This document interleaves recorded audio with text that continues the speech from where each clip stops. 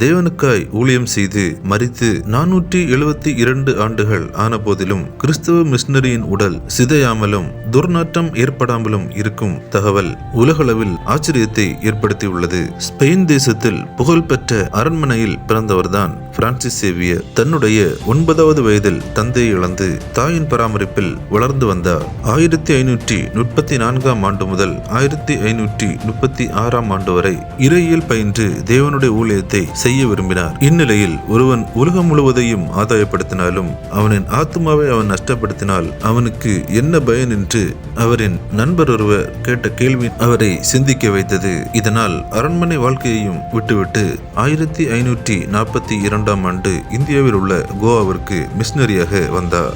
கோவா மற்றும் தமிழக கடற்கரை கிராமங்களில் தேவனுடைய ஊழியத்தை செய்து வந்தார். இந்நிலையில் சீன தேசத்தில் தேவனுடைய ஊழியத்தை செய்து கொண்டிருந்த போது உடல்நிலை நலிவுற்ற காரணத்தினால் 1552 ஆண்டு கத்தருக்குள் நித்திரடைந்தார். அவரின் உடலும் சீனாவில் அடக்கம் செய்யப்பட்டது. இந்நிலையில் அவர் இந்தியாவில் தான் அதிகம் ஊழியம் செய்தார். ஆகவே அவரின் உடலை இந்தியாவில் அடக்கம் செய்ய வேண்டும் என்ற கோரிக்கையின் அடிப்படையில் 1553 ஆண்டு அவரின் உடல் இந்தியாவில் உள்ள கோவாவிற்கு கொண்டு வரப்பட்டது.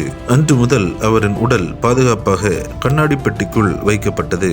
அவரின் உடல் கோவாவிற்கு கொண்டு வரப்பட்டு 472 ஆண்டுகள் ஆன பின்பும் உடல் சிதையாமலும் துர்நாற்றம் ஏற்படாமலும் காணப்படுகிறது. பல்வேறு ஆராய்ச்சியாளர்கள் இவரின் உடலை சோதனை செய்து இவரின் உடல் சிதையாமல் இருப்பதை உறுதி செய்தனர். இவரின் உடல் 10 ஆண்டுகளுக்கு ஒருமுறை பொதுமக்களின் பார்வைக்காக வைக்கப்பட்டு வருகிறது. அதை போன்று தற்போதும் பிரான்சிஸ் சேவியர் அவர்களின் உடல் மற்றும் அவர் பயன்படுத்திய பொருட்கள் பொதுமக்களின் பார்வைக்காக வைக்கப்பட்டுள்ளது. 2025 ஆண்டு ஜனவரி 5 வரை பொதுமக்கள் பார்வையிடலாம் என்று பொதுமக்களின் பார்வைக்காக வைக்கப்பட்டுள்ளது. 472 ஆண்டுகள் கிறிஸ்தவ மிஷனரியின் உடல் சிதையாமல் இருக்கும் இந்த தகவல் அனைவரையும் ஆச்சரியத்துக்கு உள்ளாக்கியுள்ளது. கிறிஸ்துவுக்குள் பிரியமானவர்களே, இந்த தகவலை தவறாமல் உங்கள் நண்பர்களுக்கும் பகிருங்கள். எங்களோடு இணைந்து பயணிக்க இந்த சேனலை சப்ஸ்கிரைப் செய்து கொள்ளுங்கள். தேவன் தாமே உங்களை ஆசீர்வதிப்பாராக.